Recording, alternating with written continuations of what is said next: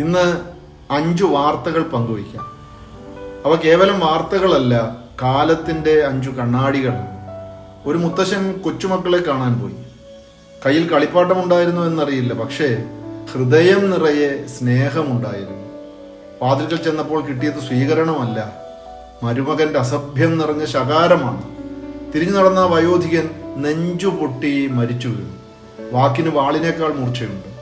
വാൾ മുറിക്കുന്നത് ശരീരത്തെയാണ്, പക്ഷെ വാക്ക് മുറിക്കുന്നത് മനസ്സിനെയാണ്. മുറിവുകൾ ഉണങ്ങും, എന്നാൽ അപമാനത്തിന്റെ മുറിവ് പലപ്പോഴും ജീവിതകാലം മുഴുവൻ ഉണങ്ങുകയില്ല. സ്കൂളിൽ പോയ 10ാം ക്ലാസ്സുകാരന്റെ വാട്ടർ ബോട്ടിൽ വെള്ളത്തിന് പകരം ചാരായം എന്നതാണ് അടുത്ത വാർത്ത. നോക്കൂ, ഒരു കുഞ്ഞും കുറ്റവാളിയായി ജനിക്കുന്നില്ല. ദാഹജലത്തിന് പകരം വിഷം പകർന്നു നൽകുന്നവർ, ക്ലാസ് മുറിയിലേക്ക് പോകേണ്ട പ്രായത്തിൽ കയ്യിൽ ലഹരി നൽകി വിടുന്നവർ.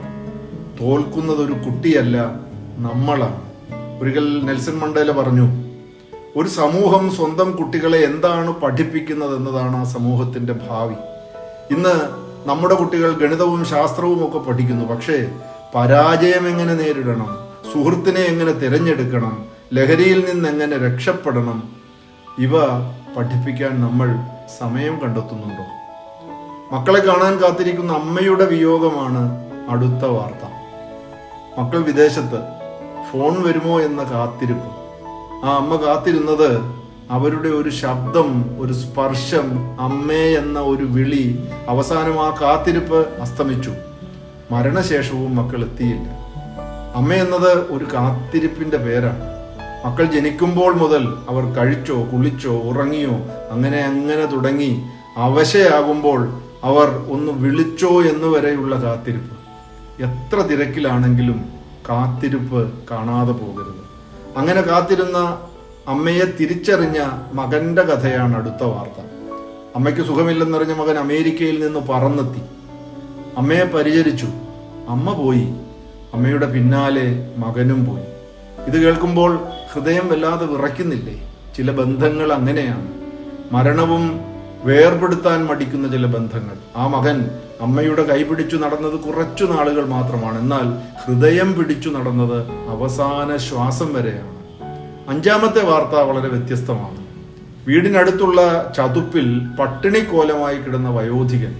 സഹോദരിയും മകനും അവശനിലയിൽ വീട്ടിനുള്ളിൽ. പക്ഷേ അത് ജീവിതമല്ലായിരുന്നു. അയൽക്കാർ ഉണ്ടായിരുന്നു, പക്ഷേ ശ്രദ്ധയില്ലായിരുന്നു. സമൂഹമുണ്ടായിരുന്നു, പക്ഷേ കരുണ കാണാനില്ലായിരുന്നു. ചോദ്യം ഇതാണ്, ഈ 5 വാർത്തകളിലും മരിച്ചതാരാണ്? മുത്തച്ഛനോ, അമ്മയോ, മകനോ, വയോധികനോ? ഇവിടെ മരിച്ചത് ബന്ധങ്ങളാണ്. ഇവിടെ മരിച്ചത് കരുണയാണ്. ഇവിടെ മരിച്ചത് മനുഷ്യൻ മനുഷ്യനോട് കാണിക്കേണ്ട ഏറ്റവും ചെറിയ ഉത്തരവാദിത്തമാണ്. ഒരിക്കൽ മദർ തെരേസയോട് ഒരാൾ ചോദിച്ചു, ലോകത്ത് സമാധാനം വരാൻ എന്ത് ചെയ്യണം? അവർ വളരെ ചെറിയൊരു മറുപടിയാണ് പറഞ്ഞത്, go home and love your family. ലോകം മാറ്റണമെന്ന് ആഗ്രഹിക്കുന്നവർ ആദ്യം വീട്ടിലേക്ക് മടങ്ങും. അമ്മയെ ചേർത്ത് പിടിക്കൂ. അച്ഛനോട് കുറച്ചു നേരം സംസാരിക്കൂ. കുട്ടികളോടൊപ്പം ഒരു നേരം ഭക്ഷണം കഴിക്കൂ. വയോധികരെ ഒറ്റപ്പെടുത്താതിരിക്കൂ. ലോകം അവിടെ നിന്നാണ് മാറിത്തുടങ്ങുന്നത്. ഒരു സമൂഹത്തിന്റെ മഹത്വം അതിലെ ഏറ്റവും ദുർബലരോട് കാണിക്കുന്ന സമീപനത്തിൽ നിന്നാണ് അളക്കപ്പെടുന്നത്.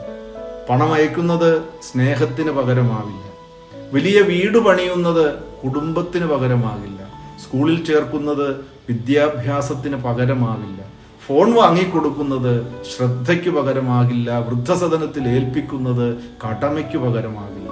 മുത്തച്ഛന്മാർക്ക് വേണ്ടത് സ്വത്തല്ല, കൊച്ചുമക്കളുടെ ഒരു ചിരിയാണ്. അമ്മമാർക്ക് വേണ്ടത് വിദേശ സമ്മാനങ്ങളല്ല, അമ്മയെ ഭക്ഷണം കഴിച്ചോ എന്നൊരു ചോദ്യമാണ്. കുട്ടികൾക്ക് വേണ്ടത് വില കൂടിയ മൊബൈലല്ല, അവരുടെ കണ്ണുകളിലേക്ക് നോക്കി സംസാരിക്കുന്ന മാതാപിതാക്കളാണ്. ഒരു ദിവസം നമുക്കും വയസ്സാകും. ഒരു ദിവസം നമുക്കും വാതിൽക്കൽ കാത്തു നിൽക്കേണ്ടി വരും. ഒരു ദിവസം നമുക്കും ഫോൺ വിളിക്കായി മനസ്സു പിടയും. അന്ന് നമ്മൾ ഇന്നു വിതച്ച സ്നേഹമാണ് തിരിച്ചു വരിക. അതുകൊണ്ട് ഈ 5 വാർത്തകൾ മറക്കരുത്. അവ പത്രത്തിലെ വരികളല്ല, കാലത്തിന്റെ മുന്നറിയിപ്പുകളാണ്. വീട്ടിൽ പ്രായമായവർ ഉണ്ടെങ്കിൽ അവരെ ഭാരമാക്കരുത്. കുട്ടികളുണ്ടെങ്കിൽ അവരെ മാർക്കിനു വേണ്ടി മാത്രം വളർത്തരുത്. അമ്മയും അച്ഛനും ഉണ്ടെങ്കിൽ പിന്നെ വിളിക്കാമെന്ന് മാറ്റിവെക്കരുത്. അയൽ വീട്ടിൽ ഒരു വിളക്ക് കത്താതെയായാൽ അന്വേഷിക്കാതെ കടന്നു പോകരുത്. ചില വാക്കുകൾ കത്തി പോലെ മുറിക്കും, ചില മൗനങ്ങൾ മരണമായി മാറും. അതുകൊണ്ട് ബന്ധങ്ങളെ സംരക്ഷിക്കാം, മനുഷ്യരെ ചേർത്തു പിടിക്കാം, കുട്ടികളെ മൂല്യങ്ങൾ പഠിപ്പിക്കാം. കാരണം ഒരു സമൂഹം നശിക്കുന്നത് ഭൂകമ്പം കൊണ്ടല്ല, മനുഷ്യത്വം തകർന്നു പോകുമ്പോഴാണ്.